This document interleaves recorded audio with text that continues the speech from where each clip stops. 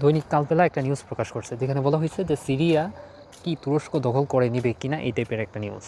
যে একসময় তো আপনারা জানেন যে তুরস্ক বলতে অটোমানরা পুরা মধ্যপ্রাচ্য শাসন করতে, এখন যদি ওই তাদের রাশিয়ার মতো খায়েশ জায়গা ওঠে, খায়েশ তো অবশ্যই মনে আছে যে না সিরিয়াটা দখল করে নি, এখন তাদের শক্তি সামর্থ্য আছে, তারা রাশিয়ার মতো এক শক্তিরা হটাই দিতে পারছে। তো ওই ক্ষেত্রে দেখা যাচ্ছে যে এটা সম্ভব, কিন্তু বর্তমানে যারা দখল করে রাখছে ওরা হয়েছে আবার ওই তুরস্ক সমর্থিত একটা মিলিশিয়া বাহিনী। তো যেহেতু তাদের লোকেরাই দখল করে রাখছে, তাদের আর আলাদা করে দখল করার প্রয়োজনীয়তা নেই। তবে এখানে একটা মেইন পয়েন্ট হয়েছে যে কুর্দিরা, তুরস্ক কখনোই চায় না যে কুর্দিরা এক রাষ্ট্র গঠন করুক। কুর্দিরা হয়েছে মূলত পাহাড়ে বসবাসকারী তুর্কি নাগরিক, তারা আবার সমতলে বসবাসকারী তুর্কি নাগরিকদের সাথে তুর্কি নাগরিকদের ভালো চোখে দেখে না। তো ওই ক্ষেত্রে ওই জায়গাটা থেকেই মানে মেইন প্রবলেমটা শুরু। তো এখানে ভবিষ্যতে কী হতে পারে এটা বলা যায় না, তুরস্ক আবার দখলও করে নিতে পারে। এর আগে আইএসকে দিয়ে তুরস্ক দখল করছিল।